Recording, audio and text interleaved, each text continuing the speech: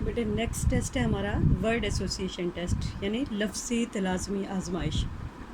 تلازم کا تصور سب سے پہلے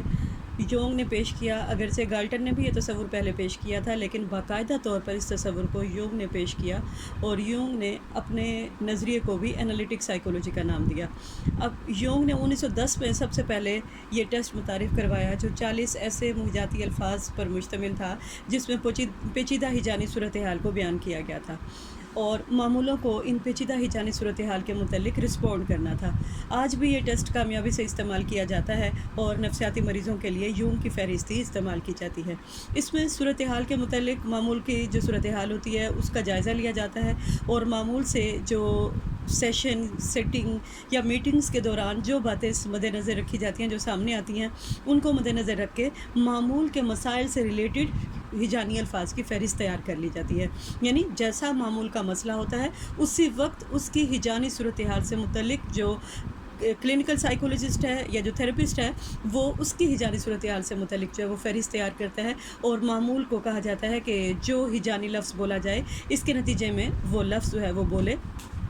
یعنی اینٹیسپیٹ کرے، وہ لفظ جو بولا جاتا ہے اس کا ریئیکشن دے، اور یہ مت سوچے کہ اس کے ذہن میں آنے والا خیال کتنا جو ہے وہ بیہودہ ہے، شرمناک ہے، یا موزوں ہے یا ناموزوں ہے، یعنی الفاظ کی موزونیت یا ناموزونیت کے بارے میں ہرگز نہ سوچے، بلکہ جو پہلا خیال یا پہلا لفظ اس کے ذہن میں آتا ہے اس کو فوراً بیان کرے۔ اس کے لیے دوسرا جو طریقہ کار ہے تلازم اختیاری کی، دوسری ایک کینٹ روزنوف کی لسٹ بھی استعمال کی جاتی ہے۔ اگرچہ فرائڈ نے بھی اس پہ کام کیا، فرائڈ نے بھی الفاظ کی فہرست دی، لیکن یونگ کے طریقہ کار کو زیادہ ذہنی مریضوں کے لیے معیاری سمجھا گیا ہے، اور پھر 1910 میں ہی کینٹ روزنوف نے بھی 100 الفاظ پر مشتمل ایک فہرست شائع کی، اور اس فہرست کے لیے ایک ہی ٹرائل لیا جا سکتا ہے، کیونکہ یہ 100 الفاظ پر مشتمل ہے اور یہ نارمل افراد کے لیے استعمال کی جاتی ہے۔ جبکہ یونگ کی فہرست کے بارے میں نے آپ کو بتایا کہ یہ 40 ہجانی یا بہجاتی صورتحال کا اس نے انتخاب کیا تھا، اور یہ معمول کو دی جاتی ہے جو کہ ذہنی مریض یا نفسیاتی مریض ہوتے ہیں، اور ان میں معمول کو ایک دفعہ فہرست پیش کرنے کے بعد دوبارہ وہی فہرست دی جاتی ہے، یعنی یونگ کے طریقے میں فہرست دوبارہ دی جاتی ہے، ری اسیسمنٹ کی جاتی ہے، اور یہ دیکھا جاتا ہے کہ پہلے جواب اور دوسرے جواب میں کیا فرق تھا۔ جبکہ کینٹ روزنوف کی لسٹ چونکہ 100 الفاظ پر مشتمل ہوتی ہے، لہٰذا اس میں صرف ایک ہی ٹرائل لیا جاتا ہے، اور یہ نارمل افراد کے لیے ہے۔ ورڈ ایسوسیشن ٹیسٹ جو ہے اس کو استعمال کرنے کا طریقہ کار یہ ہے کہ لفظی تلازمی آزمائش میں مہیج الفاظ جو ہے معمول کو اس کا ہر لفظ فہرست کا باری باری معمول کو سنایا جاتا ہے، اور ہدایت کی جاتی ہے کہ فوراً وہ لفظ بیان کر دے جو مہیج لفظ سننے کے فوراً بعد اس کے ذہن میں آیا۔ اس کے بعد معمول کو وہی فہرست دوبارہ پیش کر کے ہدایت کی جاتی ہے کہ دوبارہ وہی رد عمل دہرائے جو اس نے پہلی بار مہیج لفظ کے جواب میں دیا تھا۔ ان آزمائشوں میں جو سب سے اہم چیز ہے وہ ریئیکشن ٹائم ہوتا ہے، یعنی مدت رد عمل، کہ معمول جو ہے وہ مدت رد عمل جو ہے وہ کتنا اس کا ریئیکشن ٹائم لیتا ہے کسی چیز کا جواب دینے میں، کسی فرد کا، اور جو ماہر نفسیات ہے وہ ریئیکشن ٹائم کو نوٹ کرتا جاتا ہے کہ کس مہیج ورڈ جو لفظ ہے اس کے جواب میں معمول نے جو رسپانس دینے میں کتنا ٹائم لیا، اور پھر فہرست کے خاتمے پر دوبارہ وہی فہرست دہرائی جاتی ہے، اور معمول سے کہا جاتا ہے کہ دوبارہ ان الفاظ کے جو ہے رسپانس ہے۔ اس کے بعد پہلے اور دوسرے ٹرائل کے جو جوابات ہوتے ہیں ان کا آپس میں کمپیریزن کر لیا جاتا ہے، یعنی موازنہ کر لیا جاتا ہے، اور موازنہ کرتے ہوئے یہ ایزیوم کیا جاتا ہے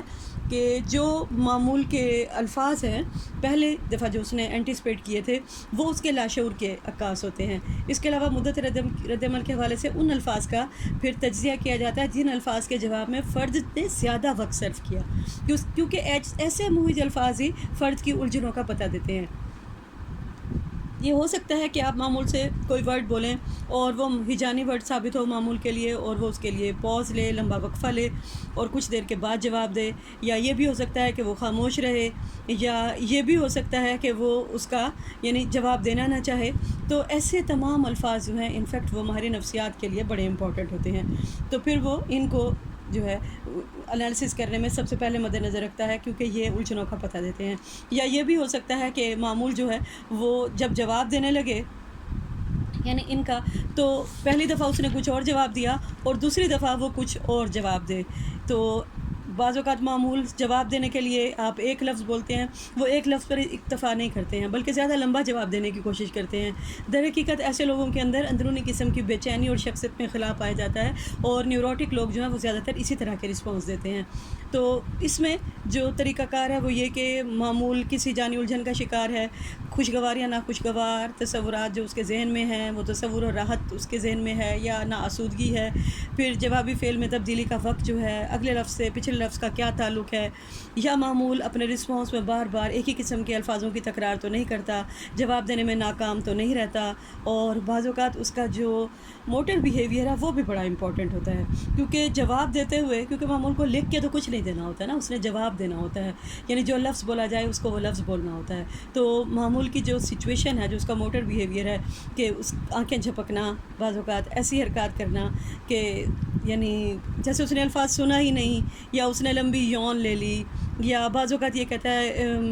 جی میں نے سنا نہیں، اس کو ریپیٹ کریں، یعنی اپنی، یا پھر کھانسنا شروع کر دیتا ہے۔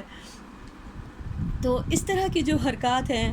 وہ تاخیری حربے ہیں، جن میں معمول جواب کو جو ہے وہ سوچ رہا ہوتا ہے، یعنی یا وہ جواب دینے میں تھتلائے، آنکھیں جھپکائے۔ تو اس طرح کے سارے جواب جو ہیں یہ معمول کی اندرونی بے چینی، اس کی الجھن کا اور خلفشار کا پتہ دے رہے ہوتے ہیں۔ تو جوابات میں جو تنوع ہے وہ بھی بڑا ہی امپورٹنٹ ہے، کیونکہ بعض اوقات معمول جواب پہلی دفعہ کچھ اور جواب دیتا ہے اور دوسری دفعہ کوئی نیا جواب اپنی طرف سے گھڑ لیتا ہے۔ تو یہ ساری چیزیں جو ہیں یہ بڑی امپورٹنٹ ہیں ورڈ ایسوسیشن ٹیسٹ میں، لہٰذا یہ جو مہجاتی الفاظ کا ٹیسٹ ہے، اس میں اس جو کینٹ روزناف کی لسٹ بھی دی جاتی ہے، اس میں بھی تلازمات کی درجہ بندی معلوم کی جاتی ہے اور معمول کی شخصیت کا انالیسس کیا جاتا ہے۔